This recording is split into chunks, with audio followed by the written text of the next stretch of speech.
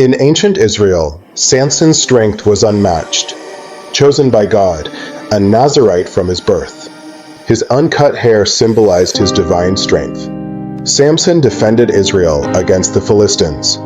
He tore apart a lion, defeated many soldiers. Samson's weakness, he deeply loved.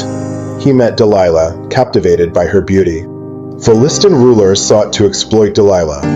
They offered silver for Samson's secret.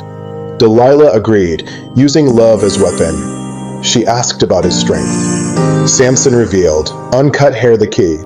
Delilah betrayed him, cutting his hair. Strength gone, Philistines captured him. They blinded and imprisoned him. Delilah hesitated at first, but as the silver clinked in their hands and the promise of wealth filled her mind, she agreed. She would use love as her weapon. That night, as Samson rested in her lap, Delilah began her plan. Her voice was sweet and soft when she asked Samson, "Tell me the secret of your great strength. How can you be tied up and subdued?" Samson laughed and, thinking it a game, replied, "If anyone ties me with 7 fresh bowstrings that have not been dried, I will become as weak as any other man." While he slept, Delilah secretly tied him with the bowstrings and called out, "Samson, the Philistines are upon you." Samson awoke, snapped the bowstrings like burned thread, and the soldiers fled in fear. Delilah smiled, but inside, anger and greed began to grow. The next day, she tried again. "You mocked me," she said, pretending to pout. "Tell me, please, how you can be bound." Samson, amused, told her, "If anyone ties me with new ropes that have never been used, I will become weak." Again, Delilah waited until he slept. Again, she shouted for the Philistines to come. And again, Samson broke the ropes with ease, his strength untouched. Days passed, and Delilah's frustration grew. The silver haunted her dreams.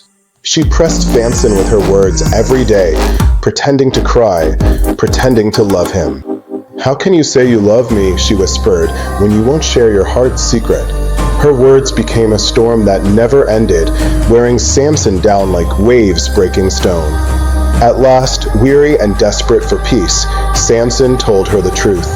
His voice was quiet, almost broken when he said, "No razor has ever touched my head. If my hair is cut, my strength will leave me, and I will become as weak as any man."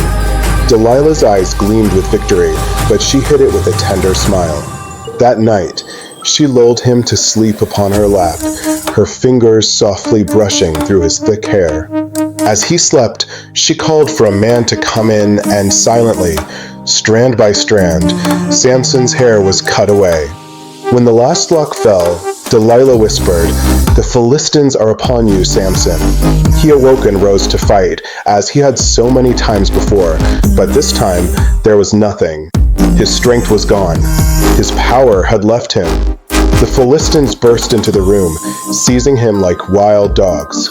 They bound him with bronze shackles, and in an act of cruelty, they gouged out his eyes, blinding the man who once struck fear into their hearts.